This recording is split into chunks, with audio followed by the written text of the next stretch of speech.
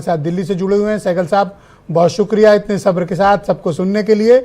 आपसे मैं जानना चाहता हूं कि इस धमकियों के बीच, थ्रेट के बीच, क्या आपको लगता है कि इस्लामाबाद की जो सेकंड राउंड की पीस टॉक है वो सक्सेसफुल होगी या फिर पहले की तरह ही बेनतीजा होगी, क्योंकि दोनों अपने अपने रुख पर अड़े हुए हैं?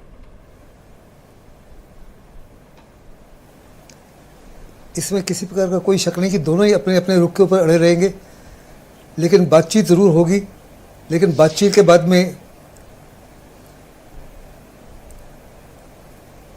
के बाद में सीज़ फायर एक्सटेंड होगा, दोनों के लिए कुछ और टाइम मिलेगा। और उस समय दुनिया की उम्मीद होगी कि ट्रंप जो है सोशल मीडिया के माध्यम से, अपने ट्रुथ सोशल के माध्यम से धमकियां देना बंद करें। सबसे बड़ा रोड़ा जो है वो ट्रंप का ट्रुथ सोशल है। ट्रंप बार बार धमकी दे रहे हैं, और अगर धमकी नहीं दे रहे होते तो शायद पहले राउंड की बात भी कुछ हद तक सक्सेसफुल हो सकती थी। लेकिन मामले जो है काफ़ी ज़्यादा गंभीर हैं, काफ़ी ज़्यादा मुश्किल हैं। इनको सॉर्ट आउट करने के लिए काफ़ी लंबी नेगोशिएशन चलेगी, कई महीनों से कई साल तक चल सकती हैं। अगर आपको याद होगा 2015 की जो न्यूक्लियर डील हुई थी, उसको भी डील को रियलाइज़ करने के लिए 2 साल तक बातचीत हुई थी। इश्यूज़ काफ़ी से ज़्यादा गंभीर हैं, दोनों साइड में से कोई भी ब्लिक नहीं करना चाह रहा। लेकिन धमकियाँ अगर एक दूसरे को दोगे, ट्रंप कह रहे हैं हम ऐसा सबक सिखाएंगे आपको जो आपने कभी नहीं सीखा। आपके लिए समस्या इतनी बहुत बड़ी भयंकर कर देंगे जिसका आपको अनुमान भी नहीं है।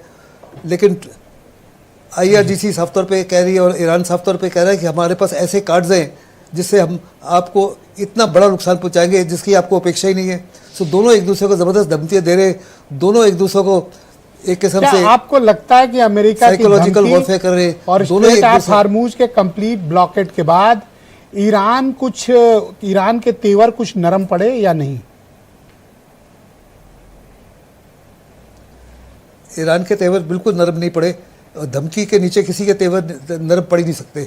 और ईरान साफ तौर पे जानता है कि एक किस्म से उनके पास एक किस्म से न्यूक्लियर बॉम्ब की तरह है।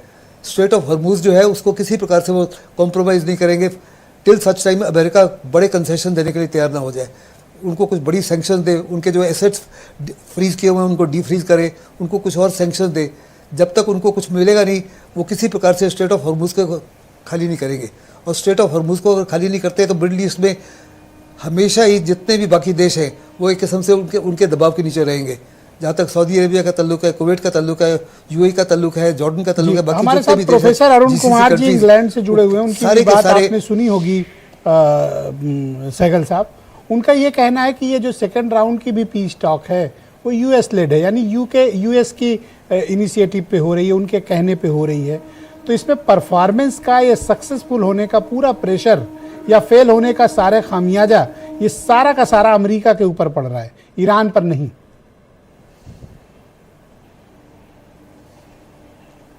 देखो मेरे मुताबिक तो दोनों के ऊपर ही है।